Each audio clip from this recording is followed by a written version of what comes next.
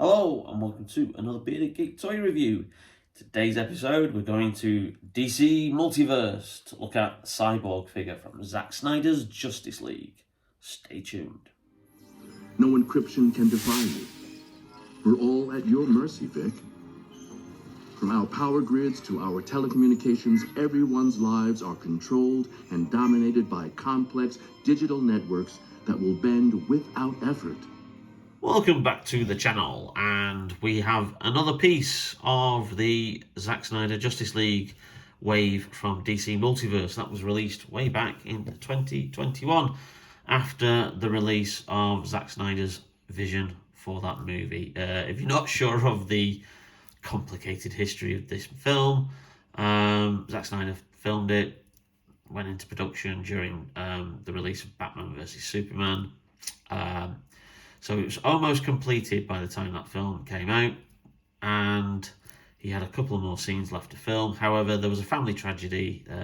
Himself and his producer, partner, wife, Deborah Snyder, lost their daughter in a tragic event and backed away from the project. And Warner's brought in Joss Whedon, who reshot about 70% of the movie and cut it down to 2 hours. It was released in 2017. It was an absolute shambles of a film, and was a big, a modest box office hit, but given the cost of all the reshoots and stuff, it didn't make any money for Warner. So it created an online campaign for us to finally see Zack Snyder's actual finished version of the film, which they did. They gave him some money to finish off the FX, and he filmed a couple of extra scenes, and it was finally released early in 2021 during the pandemic onto HBO Max, and also onto many movie channels and several formats around the world. And it was universally praised. It was certainly a damn sight better than the Justice League, which is what the people are now calling the 2017 version. So it's great to finally have another figure in the wave. If you remember rightly, we have these figures. Now, we've already done reviews on the Batman and the black suited Superman. We've got the Speed Force Flash, which is a very popular video, actually. I think it's my most popular DC Multiverse video. We have Aquaman. Now, actually, the other day I did spot that Aquaman figure in HMV. And again, I was absolutely appalled by how bad the likeness was to Jason Momoa. Oh my God! I may not pick up that figure because I'm not a customizer. I'm not that good with paint jobs. I don't think I could do a better job than them. Given how good DC Multiverse and McFarlane have got with likenesses, and if you look at the recent Black Adam and Shazam figures that I've reviewed for the Black Adam movie and the Shazam Fury of the Gods, you'll see that they're really, really nailing the likenesses of the actors. So I'm hoping that for the Aquaman sequel, which is out later this year in December, there's going to be some figures for that, and we'll get a better, more decent version of Jason Momoa's Aquaman, which will then go along with my other Justice League figures. The only other figure I haven't got in the wave is the other deluxe figure. Obviously, there was Darkseid, which again I managed to get hold of last year, and that was absolutely fantastic. You know, there's a review on that on the channel as well. But the other deluxe figure is Steppenwolf, and that still is one that eludes me. So hopefully, fingers crossed, I'll be able to track that down at a Comic-Con or cheaper online. At the moment, everywhere is no one's selling it really in the UK, and the US sellers are just asking for astronomical postage rates because the postage rates have gone up, and you can get political. It is an effect of Brexit and custom charges and all the rest of it, so it's really not worth my while to get it imported. I really need to find it somewhere in the UK. But anyway, enough of that. Let's open up the packaging and have a look at the figure.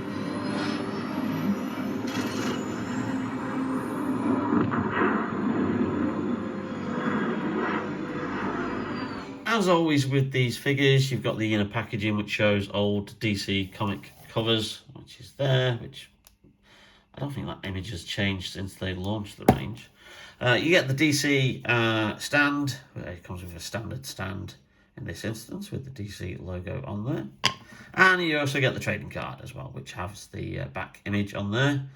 This is the time when they were still doing the same images on the trading cards as what was on the back of the packaging. In some instances now, they're starting to vary it a lot. And there's a brief bio of the character Victor Stone, who was a former star athlete at Gotham City University. And obviously, if you've seen the Zack Snyder's version, you'll see how he actually becomes Cyborg. And Ray Fisher, it has to be said, he's the kind of like the centre character of the film, and all his stuff was virtually cut out of the Justice League version of the film, and he was quite upset, quite rightly. And but then allegations came out about how bad Joss Whedon was on set, and these were backed up by Ray Fisher made a lot of online allegations about Joss Whedon, and these were backed up by Jason Momoa and Gal Gadot and even Ben Affleck, and I think Henry Cavill liked some of the tweets. They didn't actually vocally come out, but they liked the tweets that Ray Fisher was saying. There was an internal investigation. Ray Fisher got an apology, and he probably would have been starring in the Flash movie as he was originally announced to be in that film. But unfortunately, I think Ray Fisher's he's not let it go. He's not accepted the apology, and he's kept going. And I don't think we'll be seeing this version of Cyborg anytime soon. And obviously, you've got the impending DC kind of like films reboot with James Gunn now in charge. So I think this is probably the last kind of like time we're going to see like these kind of Zack Snyder's kind of like universe, the Snyderverse version of these characters.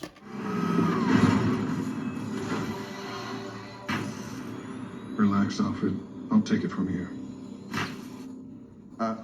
Do I know you? So here we have the figure, and he does come with one accessory bar, obviously the stand.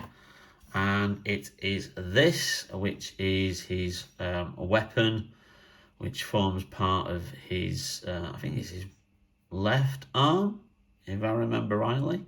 So we'll have a go at putting that on. But first of all, I have to be amazed at this likeness. That does look 100% like Ray Fisher there. They have captured his likeness wonderfully, just as they did Henry Cavill, Ezra Miller, and even Ben Affleck's chin is recognisable on the Batman figure. You can tell it's his chin. Sorry, it went out of focus a little bit there. It's a very detailed figure. There's a lot going on, and I think they kind of like went the right way with this, because there are probably similarities, not with the character itself, because he's not like a millionaire or billionaire playboy like Tony Stark. But you could say there's probably very kind of like similarities between Cyborg's armor as it appears in the comics and Iron Man, except for obviously they have a full mask for Iron Man. Now, there is a full masked variant of this, because there are a couple of times in this in the movie where he does he have a shield that goes over his face, and he looks certainly the head looks quite Iron Man-esque.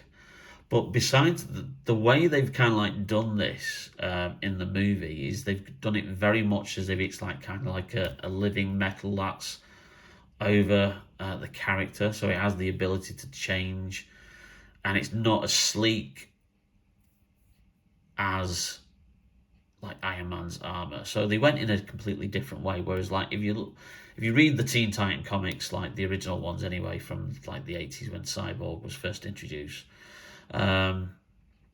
he had a very like kind of like sleek kind of like cyborg suit, and obviously still like the thing going over the eye, showing most of his face. The only thing that I'm not a fan of, because it looks like a blood splash, and I know it's supposed to be the red light that appears on the front of his chest, and it's kind of like just looks like somebody smudged some red paint there. I can see what they were going for, but perhaps they could have put some translucent red plastic in there. But perhaps that the cost actually prohibited that. So he's very, very flexible. He's very movable. 22 points of articulation as usual with all these figures. There's lots of detail in here. You can move around here. He has quite a distinctive waist, which you can actually see in there, which is unusual for McFarlane because usually they're a lot better than that. But so this guy kind of like codpiece area, which is the only way I can kind of like really describe it, which is housing the waist and the legs. It's a bit of a shame that you can actually see a little bit too much of the inside workings of the figure, and certainly from the rear you can anyway. But again, who's going to have the figure displayed like that? You're going to have it displayed from the front if you're a collector and some such. So let's just get this. Well, there you go. That answers my question. It is the left arm, and it does pop off very, very easily. And then you just pop on this. See if this goes on there. Oh, yeah. Just about goes in. So you could have him with that, with his weapon drawn. Yeah, it's a nice variant. Gives you some display options. I'm not a fan. So I'm going to have him with his actual arm, as usual, on there. And then, yeah, that clicks back into place there. Fantastic. So I'm really, really pleased with this figure. I'm even more pleased the fact that I got him for $12.99 from B&M. And if you haven't checked out your local B&M, please do so. If you're a fan of this range, they have been stocking a lot of DC Multiverse recently. Various waves. It really is random. It's not the same wave in all the stores. So if you've got a couple of B&M stores nearby, you will probably have to go on a search if you're looking for kind of like certain kinds of figures. And I found this in the Cardiff store, of all places. Don't ask me why I was doing in Cardiff. We were going visiting my fiance's family for the weekend, and we decided to go for a bit of a shopping afternoon. I popped into B&M, and there, lo and behold, Cyborg was sat on the shelf at $12.99, and I was like, yes, because I hadn't seen him for quite some time. He was in my local HMV a couple of months back before Christmas, and I kept meaning to pick him up for $19.99, and then obviously somebody must have bought him, so there you go. Anyway, there he is on the stand. Let's have a look and see what he looks like with the other Justice League figures.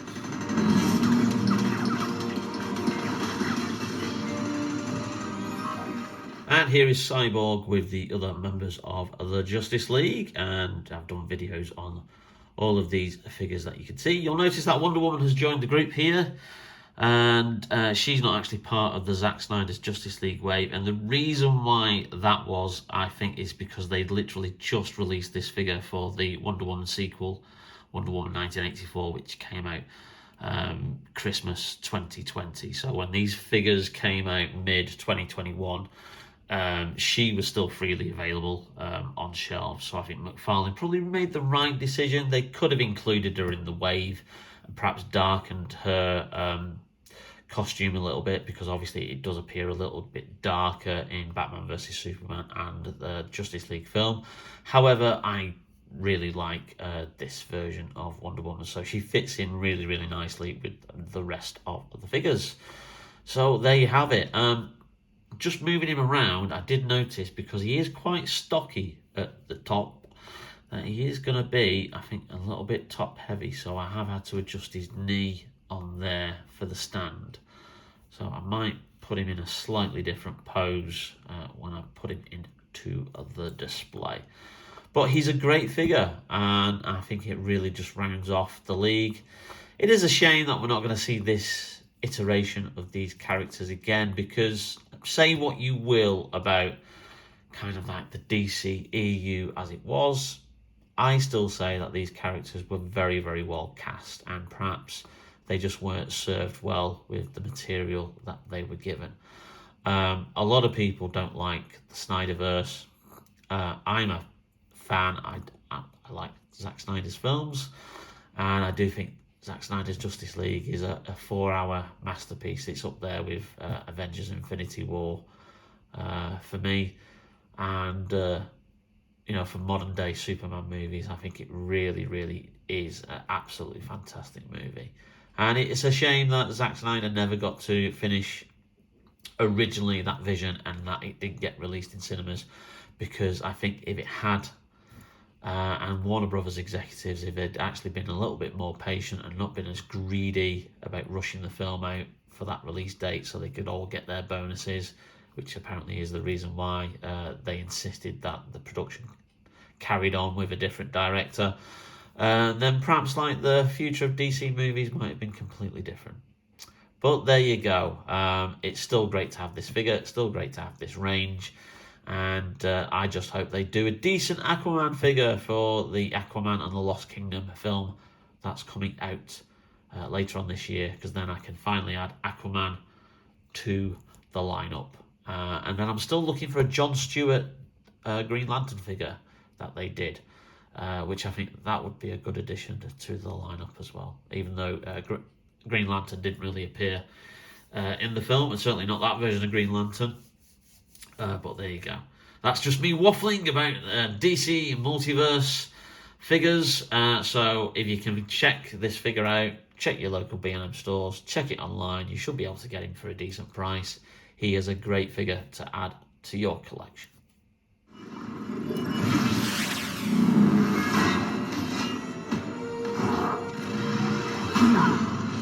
Well, I hope you enjoyed that video, and if you did, then please leave us a like. It really does help out the channel. And also hit that subscribe and notification button to be notified whenever we upload any brand new videos. Coming next, we've got some NECA. So stay tuned to Bearded Geek Toy Reviews, and we'll see you soon. Take care. 3, 2, get the hell off me! Victor!